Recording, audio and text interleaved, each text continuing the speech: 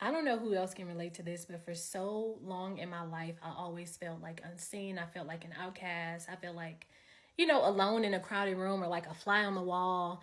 Even in friend groups, like I felt like I was accepted, but I wasn't fully received. And, I have all these gifts and talents, and I always felt like people would downplay me or like, play me small and all these things. So I basically always felt like invisible or unseen or hidden in a lot of seasons, right?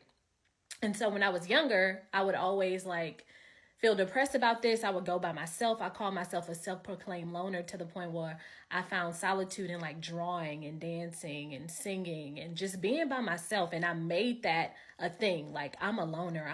I'm a self-proclaimed loner. All of this stuff just because I always felt rejected. I didn't feel accepted by people or seen by people. But now as an adult with a relationship with God, I know that it was all on purpose, y'all. So if you haven't already, read the book of Esther because baby, oh my gosh, I can identify with everything she went through. Somebody give y'all some Bible tea. So Esther was literally a orphan. She was raised as an orphan. Her real name was Hadassah, which represents righteousness, right? And then her name ended up being changed to Esther just to be in hiding, right?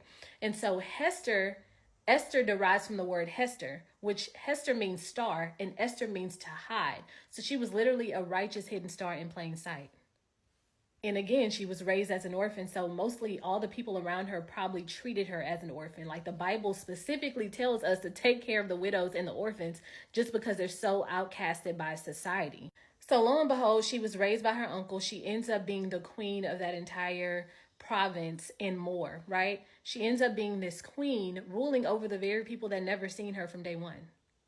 I just love the story because you see the reason why God hid her. Like God hid her. She was literally a star and people could not see her shine until she was in a place that they couldn't miss her. Okay, so if you stayed this long, this word is probably for you. If you've been seeing the number 1111 or 111, I'm not talking about no demonic stuff because God owns numbers. Okay, let's start there. We're on divinity and not the weird stuff. But if you've been seeing these numbers, God is definitely talking to you. And I mostly see these numbers whenever I am about to transition into something, into my next elevation level that God is sending me to, or into a next season that's a little bit higher. Also, when He wants to just confirm and remind me of who I am and my identity, and also urgently tell me, get in position because of what I'm about to do, So whoever this is for and you have been hidden, put on your seatbelt because God is about to reveal who you are. He's about to show who you are. He's about to reveal to even you more than you can ask or think that you even perceive you could be. So I want you to put on your seatbelt, get excited, get prepared because soon your hidden season will be no more.